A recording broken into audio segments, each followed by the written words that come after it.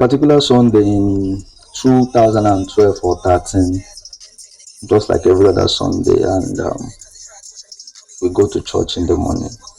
So in one of these Sunday classes, youth classes to be precise, I asked a question in one of these youth classes in 2012. So I asked our youth leader this question. It was like in a Sunday youth class you get. I can't actually remember the whole topic and teaching, but the teaching was centered around like in as much as there are many people in the whole world, all of these people are actually answerable to one God, and then there is one law that every human being is going to be judged with. You get? So that means irrespective of what you are going through,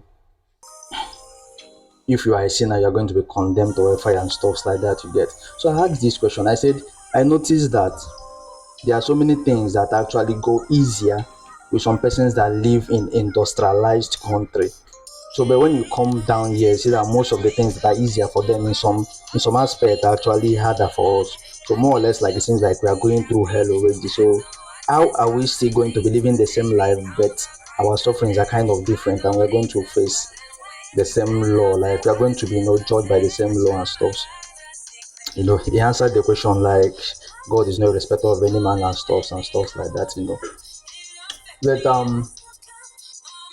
looking at it now, looking at it now, um like some persons are actually realizing, or let's say some persons are actually kind of asking the same question I asked in 2025, but in a different way.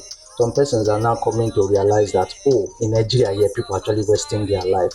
People are like 30 years, 32 years, they have not even found their feet. Like when meanwhile their age mates, like even people like 22, 24, when you go to industrialized countries like Norway or most of these Eastern European countries, feel like see people like at 24, 22 are getting and professional life, has been discovered, and they are doing stuff, you can say they are progressing and stuff like that. So people are saying what is really going on and stuff.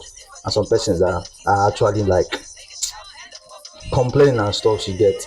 And he actually brought me to a question I was, or let's say discussion I was having with myself in 2000 and 2019 or so. I came to realize that, the energy that most Nigerians, I'm saying most Nigerians because at the larger part, when you remove the Islamic population of Nigeria, most of the remaining are actually Christians, you get. And there is this narcissism that comes with Christian spiritual orientation, because Christians believe that any other thing you are doing, as long as you have not come to accept Christianity, you have not started, So that's narcissism. I have to say things the way they are, you get. So now I came to realize the fact that the energy we use in preaching and telling people to repent and stop doing evil, these evils include when you feel like people defraud people are stealing money, people are into prostitution, just name everything, feel like they are evil in the Christian worldview. I actually realized that the energy we use to preach against this thing, if we actually use that energy, I'm not even talking about now, I'm talking like 10 years ago, 15 years ago, 20 years ago, if that energy that we are using as of 2000 to say that the world is going to come to an end in 2000, if they use that energy in 2000 to actually fight for a better government, irrespective of the number of persons that are going to die, and somehow they were able to use that energy and get that better government, the number of crimes and sin, in quote, sin in the Christian worldview would actually have reduced. Just look at Dubai, for example. One of the countries that have the lowest crime rates is actually an Islamic country. Nobody's preaching for them to not do evil, but because of the fact that government has done the basic things they need to do, so naturally, most persons that just want to respect themselves have to like do something reasonable and meaningful with their life and not engage in crime. But today, you are trying to preach to someone in a country that crime pays. You are trying to preach to them not to engage in crime, and you are struggling to do that preaching, only trying to use Bible and hellfire as a fear factor. So you are using hellfire as a fear factor to make people, not to do what is right or what is good. So most persons are only doing what is good because they don't want to go to hellfire. Meanwhile, these are things that if government actually done what they're supposed to do, like, When I say this thing, most people want to actually negate reality. I'm someone that whenever I go to a new environment or maybe I move into a new place, I usually start studying people and studying stuff. I know the day, see that it seems like the only factor you use to condition people not to do what is bad is actually the hellfire factor. So you're trying to tell them their soul is going to be condemned in hellfire. But we can actually use this energy. I'm not even telling anybody to fight for a better government now very late. I'm talking about, like, I'm kind of assuming and asking if that energy was used 10 years ago, 20 years ago.